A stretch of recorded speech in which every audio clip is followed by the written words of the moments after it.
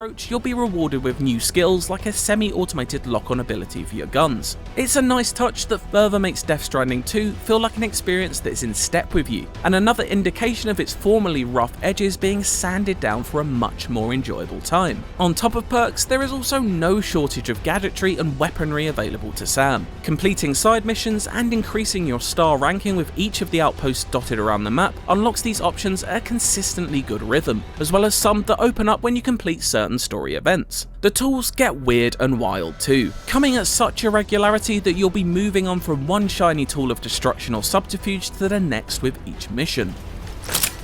But it isn't just in combat that these accessories have their uses either, because no matter how much Death Stranding 2 has cranked up the action this time around, it is still fundamentally about porting cargo from one location to another across Australia. That vast expanse naturally leads to new delivery systems. Yes, turns out there really is nothing on Earth like a genuine bona fide electrified 6-car monorail. This new structure is a godsend when it comes to a handful of missions that require shipping hundreds of kilos of chemical materials over a rocky coastline, but it does require quite the combined construction job between you and the online community. That being said, I did settle on travelling on foot as little as possible quite quickly. On the Beach is very kind in the way that it gives you a vehicle very early on this time around, especially when compared to the many hours it took to fire up an engine in the original. The missions themselves are incredibly Moorish, with that just one more job itch that I always had to scratch. There's a great sense of forward momentum which aids this sensation hugely, with backtracking thankfully a rarity in the sequel. Varied mission conditions also keep things fresh. These range from having to complete orders within a set time limit or being extra careful with fragile cargo. Again, these parameters force you to adjust how you prepare for each mission and ensure you can't just use the same toolset and methods on every run.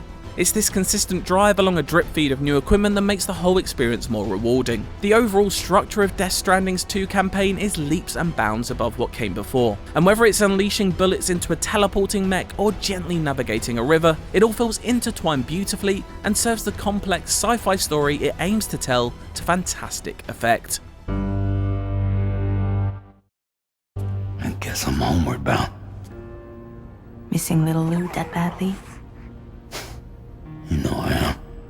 Set 11 months after the events of the original, On the Beach's twisting tale begins with Sam attempting to settle into a quiet life off the grid with baby Lou. Where it goes from there, I won't even dare to spoil, but I guarantee you won't see even half of its reveals coming. I can say though that there's an ongoing trend of viscosity throughout. Tar, sludge, oil, blood, you'll wade through it all, but it's also thick with intrigue, as the secrets continue to be uncovered in a flurry of ideas so dense I struggle to point to its like elsewhere.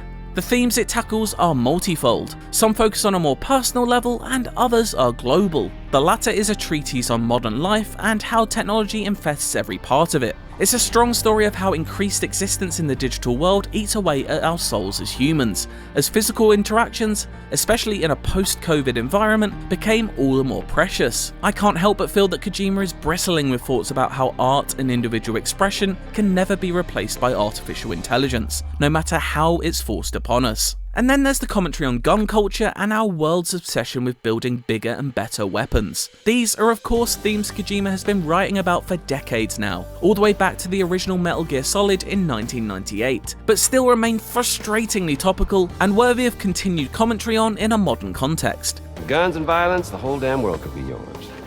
Same as it ever was. It's a credit to the storytelling that all of these concepts shine through, without getting too bogged down or obscured by the sci-fi trappings they could so easily sink into. But Death Stranding 2 doesn't only look outwards.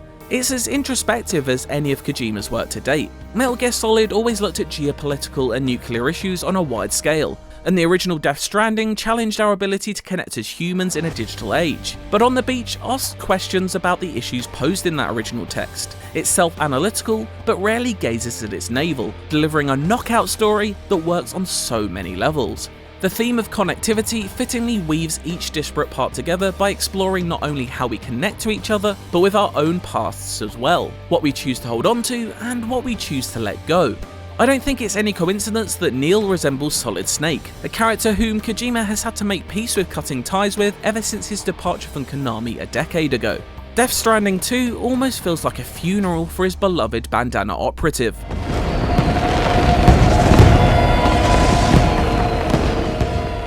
Norman Reedus continues his stoic portrayal of Sam Porter Bridges and anchors the story with a calm, centered approach. I do find Sam a fairly impenetrable character to connect with on an emotional level though, as he again serves as a vehicle for the story rather than the personal heart of it. He is given more range to work in this time around, but his not too high, not too low performance once again allows for the supporting cast to shine. Léa Seydoux beguiles as Fragile, a layered character that the French actress elevates even further. Elle Fanning is fantastic as the enigmatic Tomorrow, and the mysterious Red Samurai is dripping with cool. It's the kind of sleek style we've come to expect from artist Yoji Shinkawa, ever since Cyborg Ninja first dashed onto the screen in 1998. He's a master character designer on top of his game, and Death Stranding 2 really gives him the opportunity to cook again and again. I also have a